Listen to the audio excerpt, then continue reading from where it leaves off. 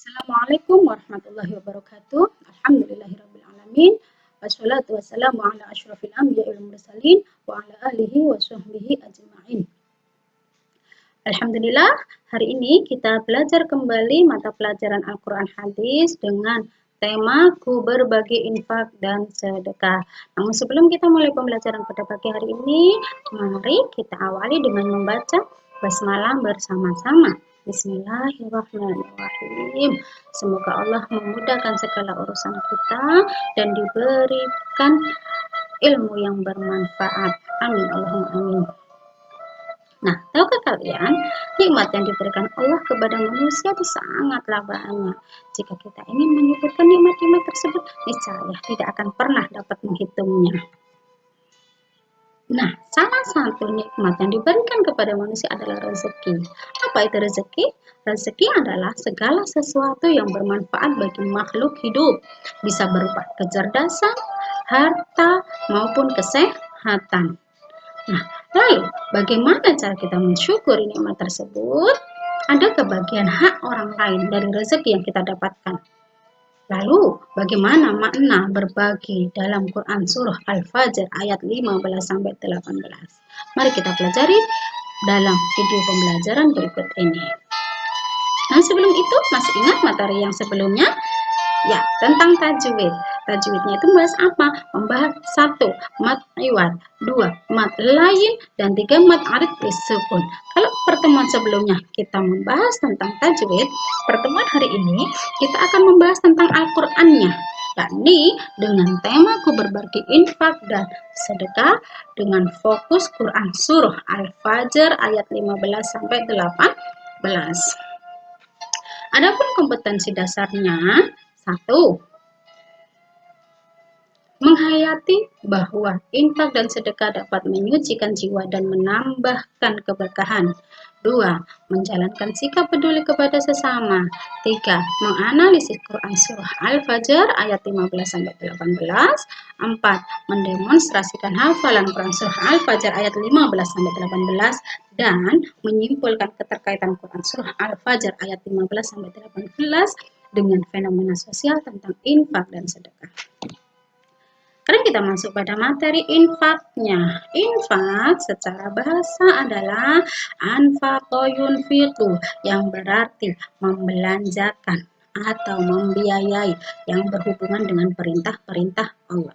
Sedangkan dalam KBBI disebutkan infak adalah pemberian atau sumbangan harta dan sebagainya selain zakat wajib untuk kebaikan. Adapun pengertian infak secara istilah, yakni mengeluarkan atau memberikan sebagian harta atau pendapatan untuk suatu kepentingan yang diperintahkan dalam ajaran Islam. Infak bukan zakat, karena infak tidak mengenal hisab, yaitu jumlah yang ditentukan secara hukum, tetapi bisa dikeluarkan sesuai kemampuan masing-masing. Jadi tidak harus kita punya uang banyak, kita punya 1.000 ya, infak sedekah, kita ingin sedekah ya sudah disedekahkan saja, nggak apa-apa gitu. Mau 1.000 semuanya bagus, atau 500 boleh gitu, atau ya 10.000, 20, jadi tidak ada ketentuan harus berapa. Sama juga dengan sedekah, cakupannya sangat luas. Infak sedekah cakupannya sangat luas. Tidak hanya meliputi harta, jasa itu bisa masuk kategori dalamnya. Bahkan senyum pun sebagai sedekah. Sebagaimana hadis Rasulullah, tabassumuka fi wajhi akhika shadaqah. Senyum di hadapan saudaramu itu adalah sedekah. Membuang ranting atau duri di jalan pun itu sedekah. Sekarang kita akan mempelajari perbedaan infak sedekah dengan zakat. Infak sedekah itu tidak memiliki batasan-batasan. Berbeda dengan zakat, ada batasan, yaitu punya hisab, punya nisab, dan haul, punya jumlah dan waktunya. Yang kedua tidak terikat, zakat terikat. Yang ketiga, tidak harus harta, bisa tenaga atau pemikiran atau jasa, bahkan sekedar senyuman. Tetapi kalau zakat harus berupa harta.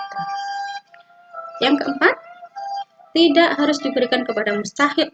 Kalau zakat harus diberikan kepada mustahik, orang-orang tertentu yang berhak menerima zakat.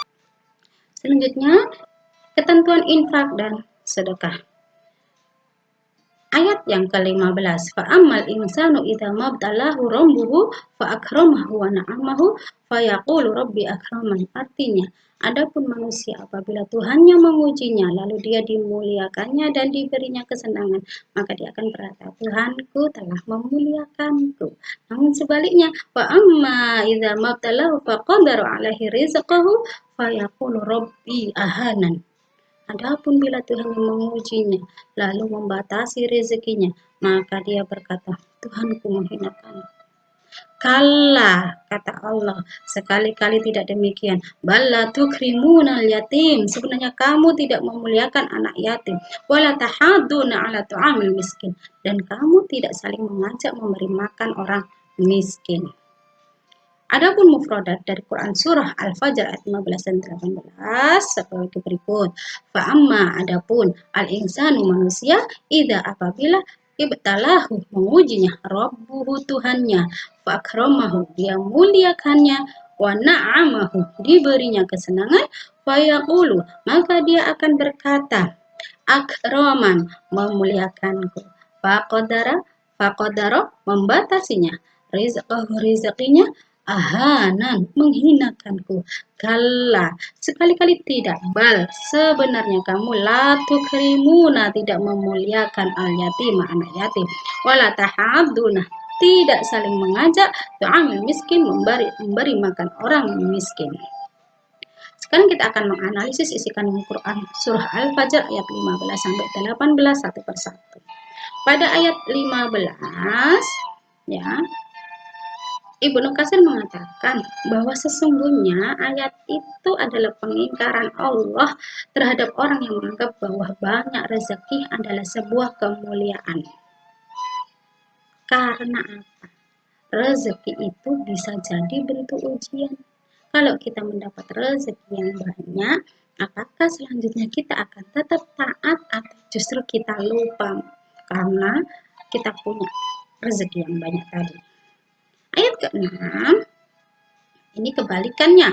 Kalau tadi diberi rezeki, kalau ayat ke-16 maksud saya ya, itu rezekinya dikurangi, dipersempit.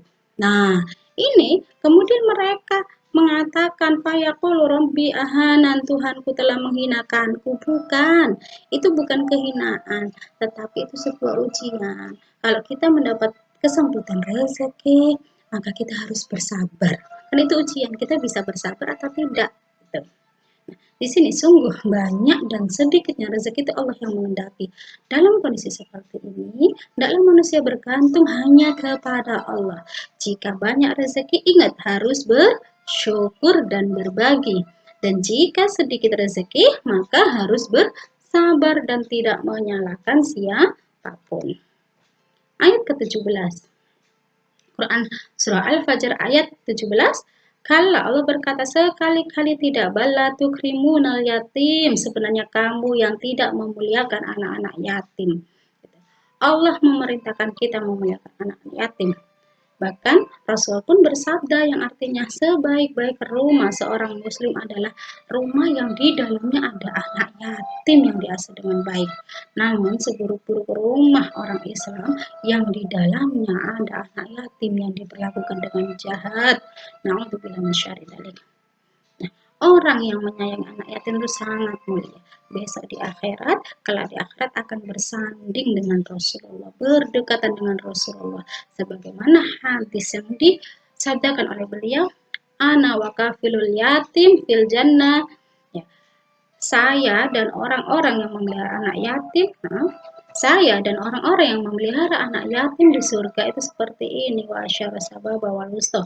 Beliau menunjukkan jari telunjuk dan jari tengahnya serta kemudian meregangkannya. Jadi ini tuh isyarat. Dua jari ya, ini tuh kan paling mudah yang berdekatan itu dua jari ini. Nah, paling mudah berdekatan dan paling mudah berjauhan dibanding jari-jari yang lain. Betapa dekatnya ini adalah simbol bahwa orang yang menyayangi anak yatim itu sangat dimuliakan. Selanjutnya Quran surah Al-Fajr ayat 18 Allah berfirman wala tahaduna ala tu'amil miskin. Allah Subhanahu wa taala memperingatkan agar manusia saling menyeru, saling mengingatkan untuk memberi makan orang miskin. Jangan menolak. orang miskin.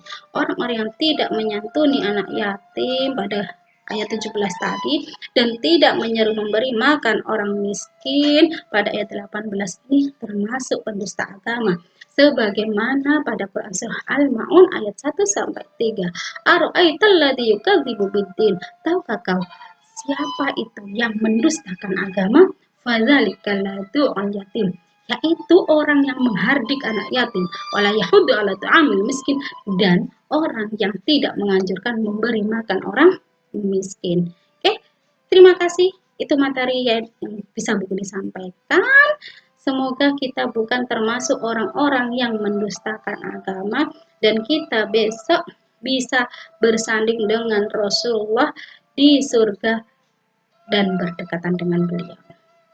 Ingat, kerjakan tugas analisis yang ada pada link dengan cermat. Setelah itu selesai, tulislah Quran Surah Al-Fajr ayat 15 sampai 18 dan Quran Surah Al-Baqarah ayat 254 dan 261 pada selembar kertas folio bergaris. Tugas ini dikumpulkan minggu depan kepada wali kelas sesuai dengan jadwal pengumpulan tugas yang akan ditentukan. Dan perlu buku diingatkan, materi minggu depan adalah analisis Quran Surah Al-Baqarah ayat 254 dan 261. Terima kasih, semoga bermanfaat. Dan mari kita tutup dengan membaca tahmid bersama-sama. Alhamdulillahirrabbilalamin. Ihdinas syiratal mustaqim. Assalamualaikum warahmatullahi wabarakatuh.